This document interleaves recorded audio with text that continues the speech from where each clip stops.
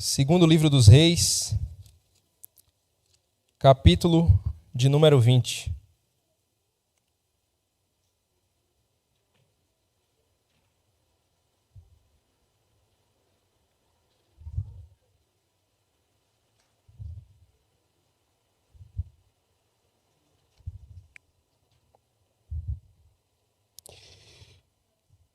Irmãos, após a morte do rei Salomão, começou no meio do povo de Israel uma divisão.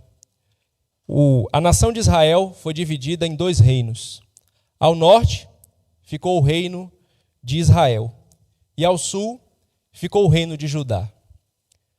Após a morte do rei, o filho dele começa a governar em Judá.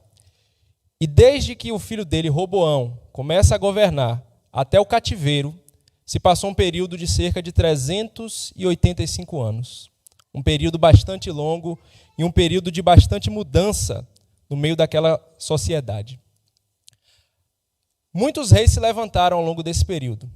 Reis cruéis, ímpios, idólatras.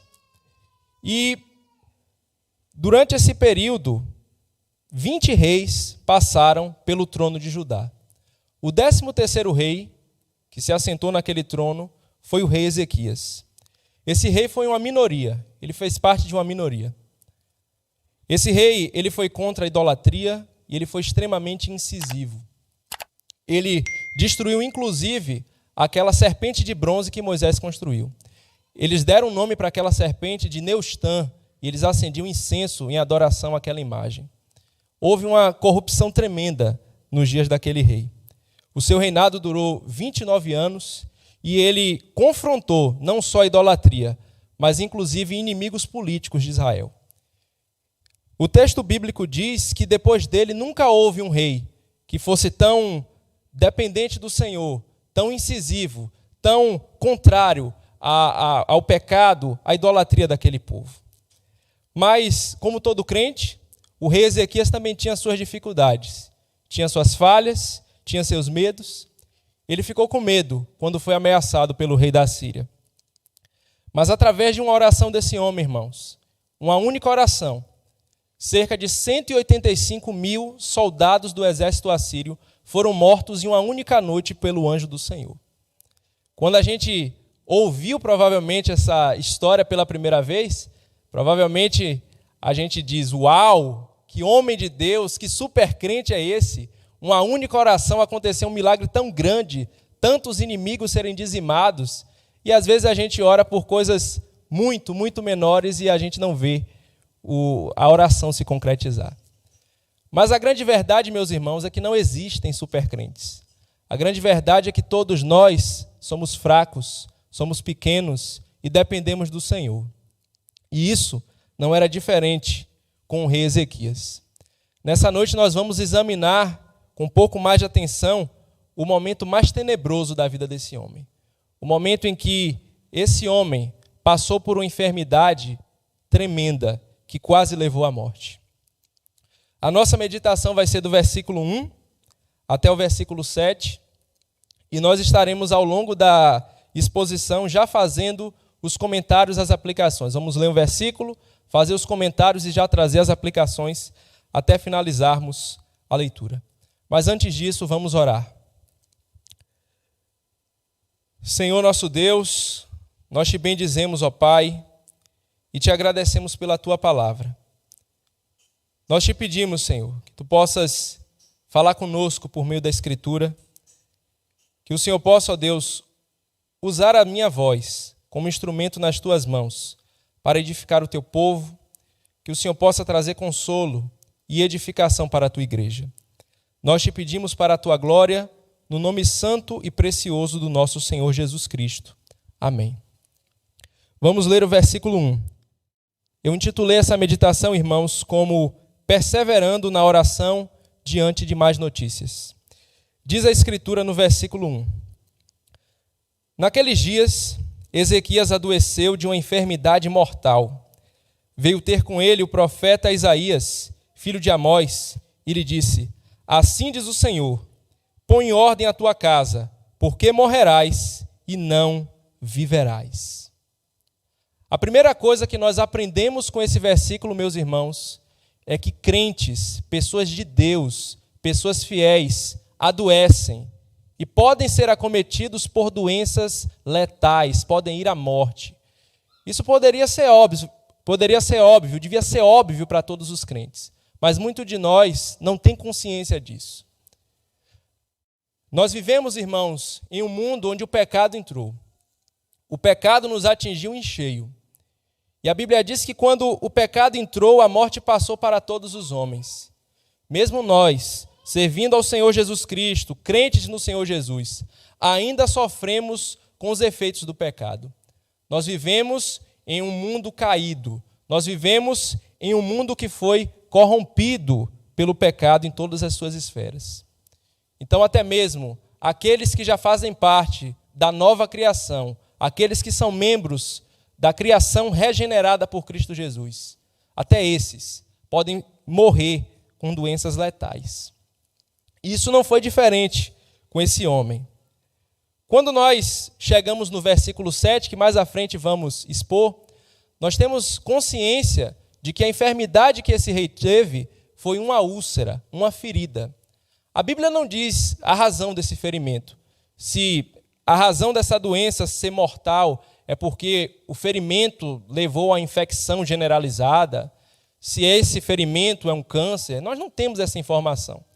Mas a única coisa que nós sabemos aqui é que esse rei foi completamente desenganado.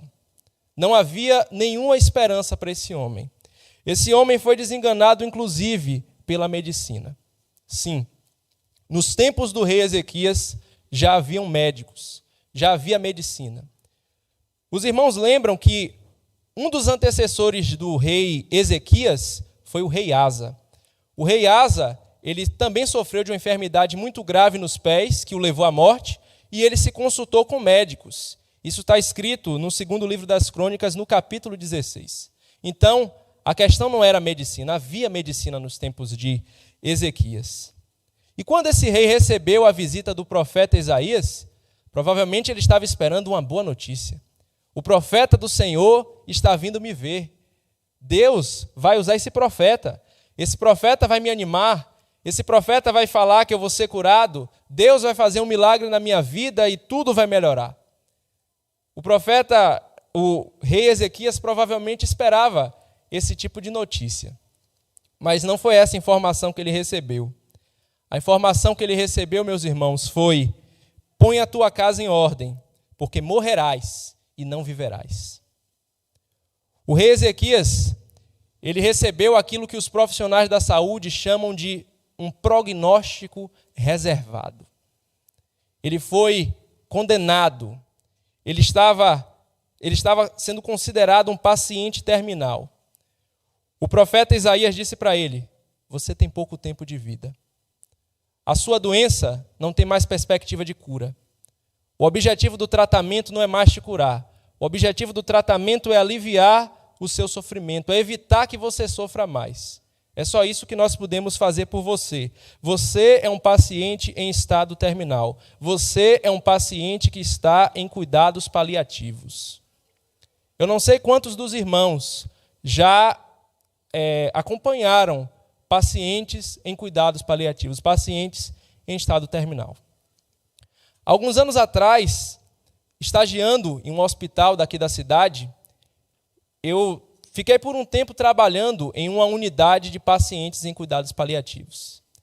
E quando você chega, meus irmãos, em um ambiente assim, pela atmosfera do ambiente, você consegue perceber a desesperança, a negridão, a sensação, meus irmãos, de tristeza é crônica no ambiente. Você olha para aquelas pessoas, é como se você estivesse vendo pessoas condenadas à cadeira elétrica. Pelo semblante das pessoas você vê tristeza, desesperança, depressão espiritual, uma aflição profunda. Você fica triste em ver as pessoas. As pessoas não precisam te dizer absolutamente nada, só em você ver, você já se sente mal. Essa é a sensação de estar em um ambiente assim. E você que já passou, ou que talvez passa por dias de trevas, Você sabe como é isso. Você sabe muito bem o que é se sentir triste em momentos que a maioria das pessoas pensa que não tem razão de você ficar triste. Você sabe muito bem o que é se sentir sem esperança, se sentir aflito, se sentir pressionado. Você sabe muito bem o que é ter aquela sensação de que trevas estão à sua volta quando mais lindo o sol brilha. O sol que faz todos olharem, se admirarem, se alegrarem diante de Deus, não causa mais nenhum espanto em você. O que lhe causa é o quê? Apatia, indiferença diante das coisas da vida. Se faz sol, não faz diferença. Se chove, não faz diferença. Você está totalmente desmotivado, totalmente desenganado. Nesses momentos, a única coisa que você deseja é se trancar no seu quarto, não ver ninguém e até mesmo desaparecer. Essa é a sensação que muito provavelmente Ezequias sentiu ao receber esse diagnóstico. Se você se sente assim, você se sente como Ezequias. Vamos continuar, versículo 2 e 3. Então virou Ezequias o rosto para a parede e orou ao Senhor, dizendo: Lembra-te, Senhor, peço-te que andei diante de ti com fidelidade, com inteireza de coração, e fiz o que era reto aos teus olhos, e chorou muitíssimo. O gesto do rei Ezequias é um gesto de uma pessoa que não tem mais esperança em absolutamente nada além do Senhor. Ele se vira para a parede e começa a falar com Deus. Ele se desapega da sua posição. Ele se desapega de qualquer esperança em si mesmo, de ser um homem de Deus, de os médicos curarem, do profeta Isaías curarem-no. A única pessoa que ele se apega é ao Senhor. E ele faz essa oração. E muitas vezes, irmãos, temos que passar por situações assim. Às vezes temos tudo, temos saúde, temos família, temos amigos, temos trabalho, mas o Senhor, em determinados momentos da vida, acaba retirando algumas dessas coisas para nos provar. Nós, às vezes, perdemos a juventude, perdemos a capacidade física, a capacidade de raciocinar, perdemos bens materiais, e são nesses momentos que nos perguntamos: aonde está o nosso refúgio? Aonde está a nossa esperança? Está na nossa capacidade? Está no nosso emprego? Está na nossa família? Aonde está o nosso tesouro? A palavra de Deus diz que, pela boca do Senhor Jesus, que aonde está o nosso tesouro, aí está o nosso coração. Quando esse homem foi diagnosticado com essa doença terminal, quando não havia nenhuma esperança para ele, ele não blasfemou contra o Senhor. Ele não se desesperou. Ele não se matou. O que esse homem fez foi clamar a Deus. Essa atitude mostra como está o coração desse homem. O rei Ezequias não fez uma oração arrogante.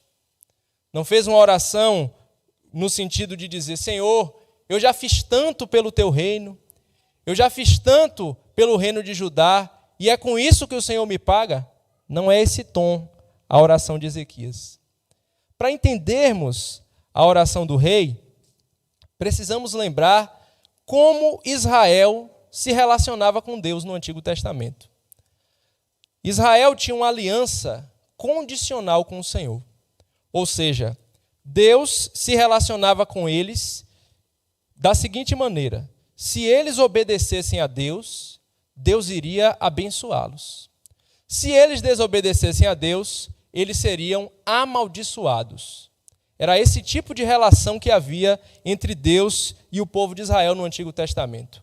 Abra sua Bíblia em Deuteronômio, capítulo 7, e vamos ler o versículo de número 15.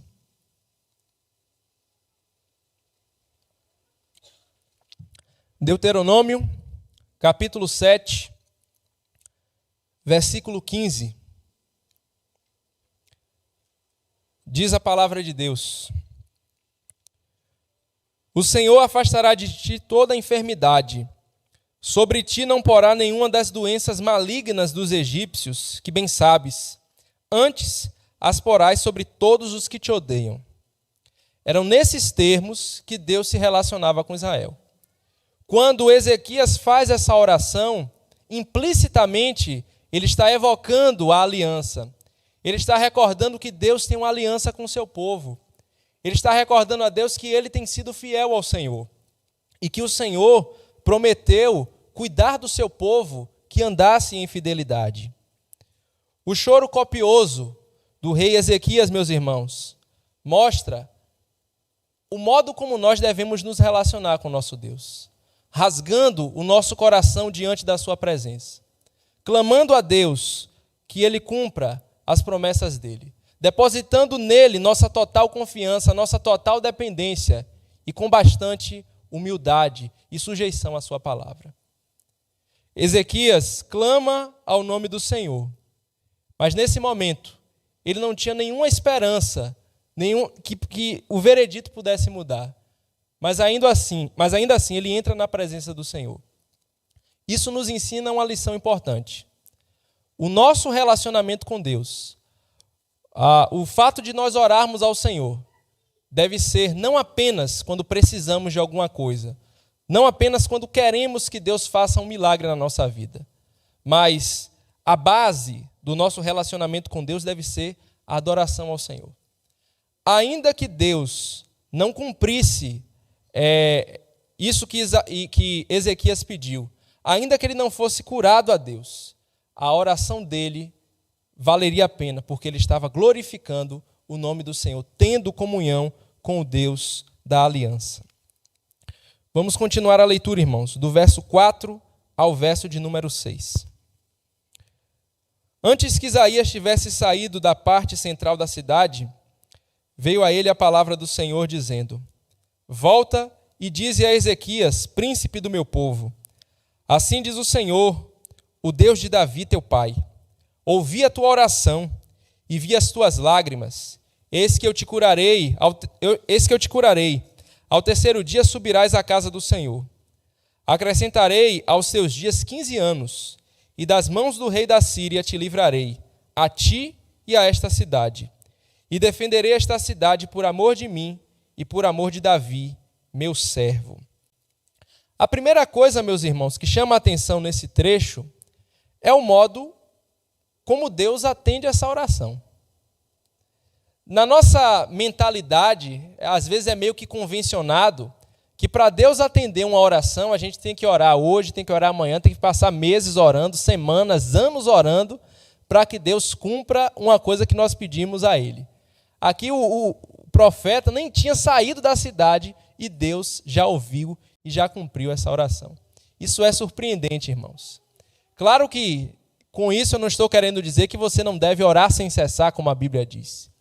E nem estou querendo estimular que você tenha uma vida de oração relapsa, sem compromisso.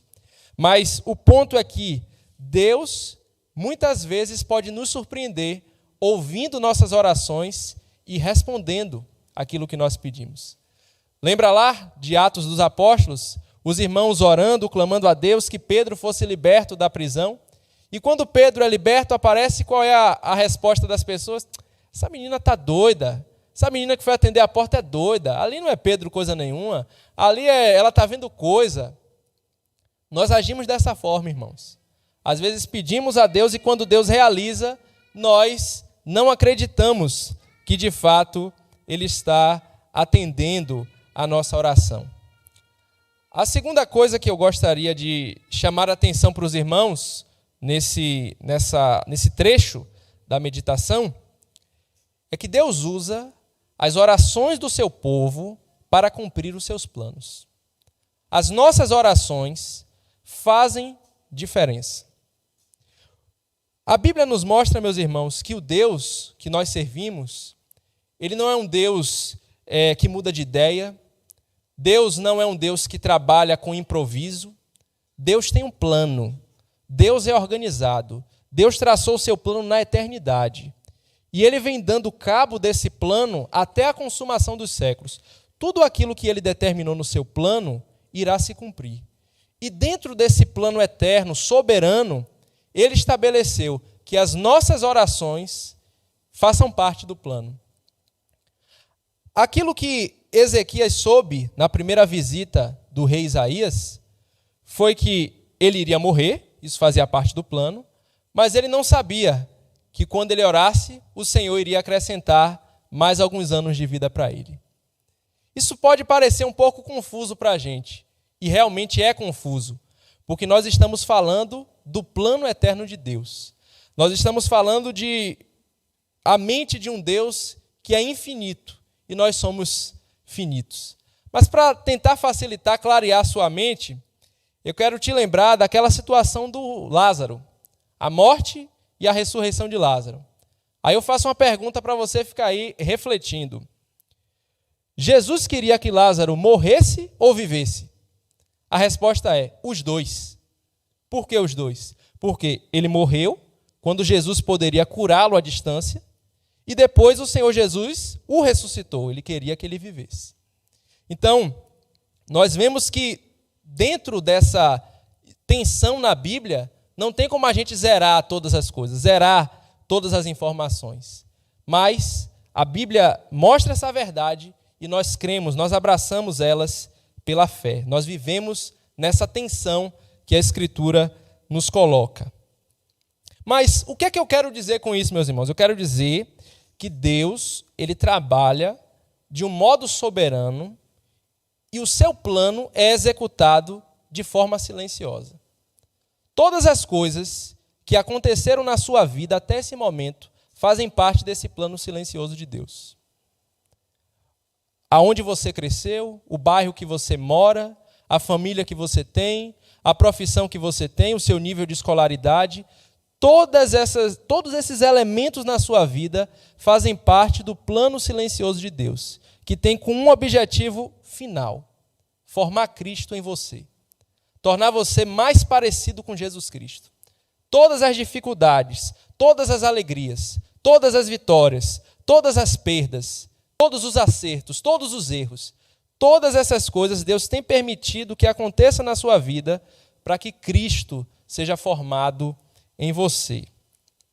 Mas você, que talvez esteja doente, me acompanhando por meio dessa transmissão, possa se perguntar: como é que uma doença incurável, que foi o caso do rei Ezequias, pode formar Cristo em nós? Como é que uma situação tão triste, tão adversa, pode formar Cristo na nossa vida? O Senhor Jesus Cristo, meus irmãos, sabe o que é ser declarado como terminal. O Senhor Jesus Cristo, no jardim do Getsêmani, experimentou depressão profunda. Abra sua Bíblia no Evangelho de Mateus, capítulo 26, e leia comigo do verso 38 ao 39. Evangelho de Mateus, capítulo 26, do verso 38 ao 39. Diz a palavra do Senhor: Então lhes disse: A minha alma está profundamente triste até a morte. Ficai aqui e vigiai comigo. Adiantando-se um pouco, prostrou-se sobre o seu rosto, orando e dizendo: Meu Pai, se possível, passe de mim este cálice. Todavia, não seja como eu quero, e sim como tu queres. Qual foi o resultado dessa oração? Deus não atendeu a oração do seu filho.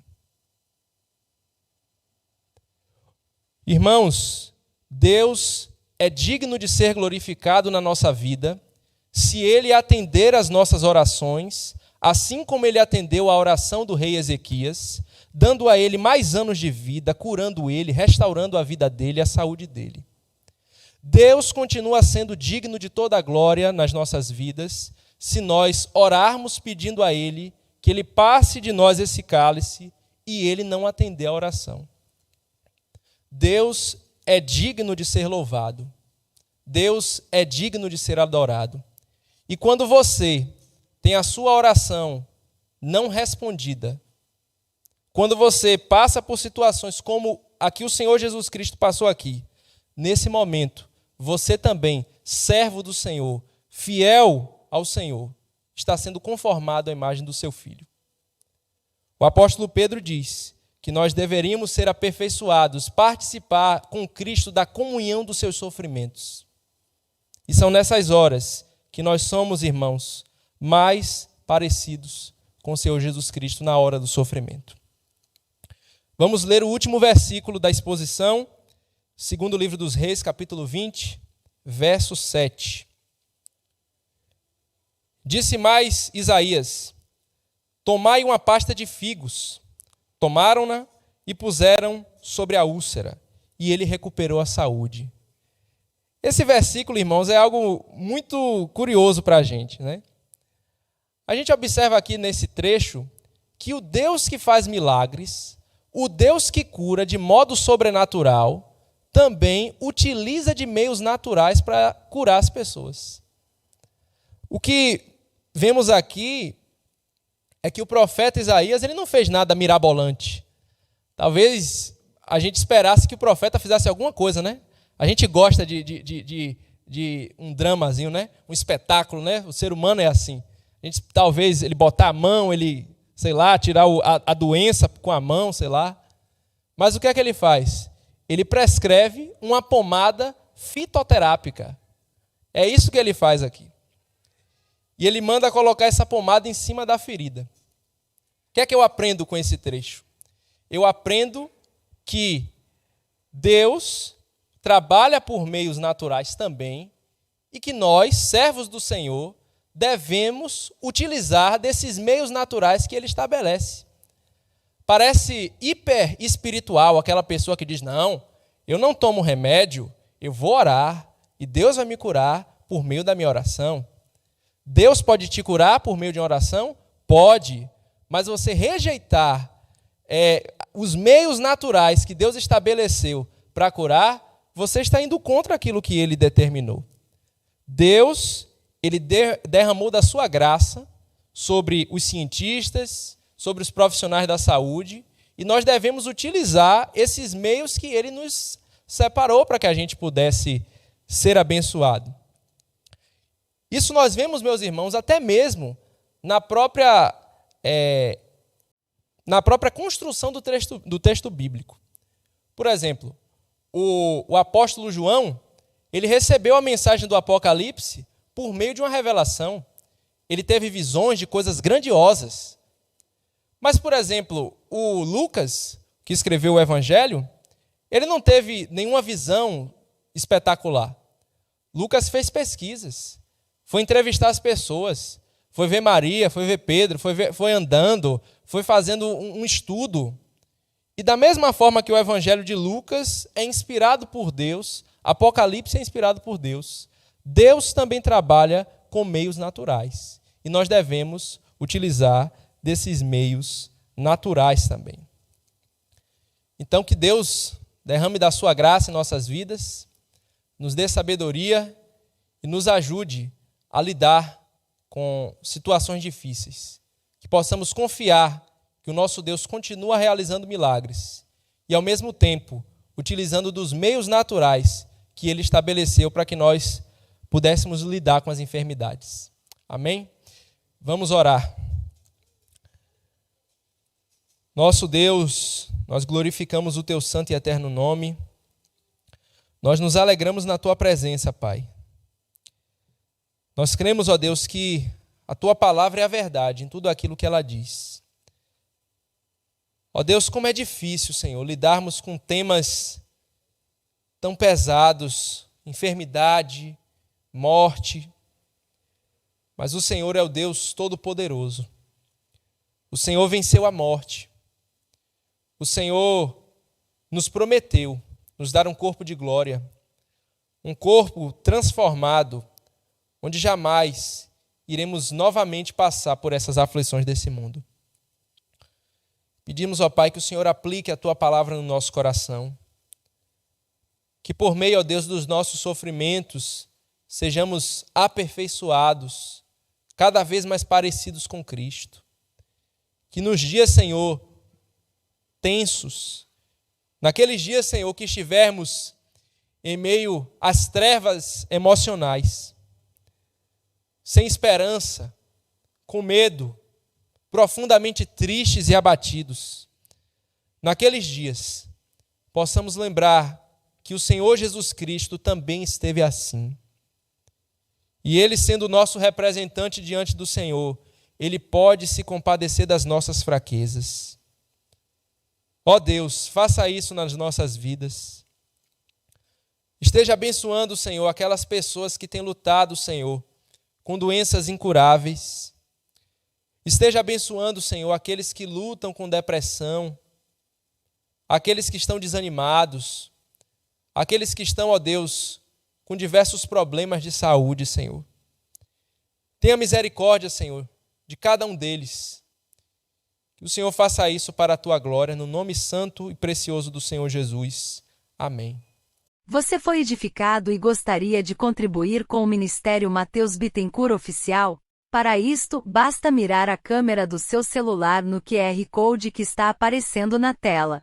Ou, se preferir, realize um Pix do valor que desejar para a chave Pix: donativos.mateusbittencourt@gmail.com. Inscreva-se no nosso canal do YouTube e siga-nos no Instagram, @Mateus Bittencourt Oficial. Que a graça do Senhor Jesus Cristo esteja com você.